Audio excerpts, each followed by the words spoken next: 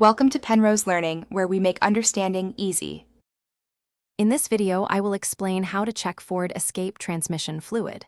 First, park your vehicle on a level surface to ensure an accurate reading. Make sure the engine has reached its normal operating temperature, which usually takes about 15 minutes of driving.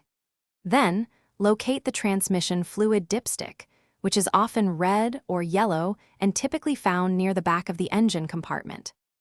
Once the engine is warm, remove the transmission fluid dipstick and wipe it completely clean with a lint-free cloth. Reinsert the dipstick all the way into its tube until it seats properly. Pull the dipstick out one more time to get your reading.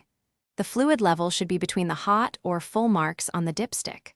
Also, observe the fluid's color and smell for any signs of burning or contamination. Ideally, your transmission fluid should be a clear, reddish-pink color. If the fluid appears dark brown, black, or cloudy, or if it smells burnt, it could indicate a serious problem. A fluid level below the low mark means you need to add the correct type of transmission fluid immediately.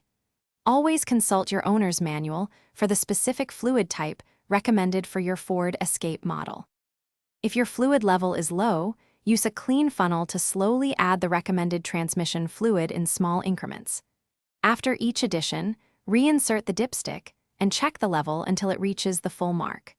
Regular checks can prevent costly repairs and extend your vehicle's lifespan. For other great deals and to check out those leak-proof meal prep containers, be sure to look in the description below this video. Thanks for watching. If this was helpful, leave a like and consider subscribing. See you next time.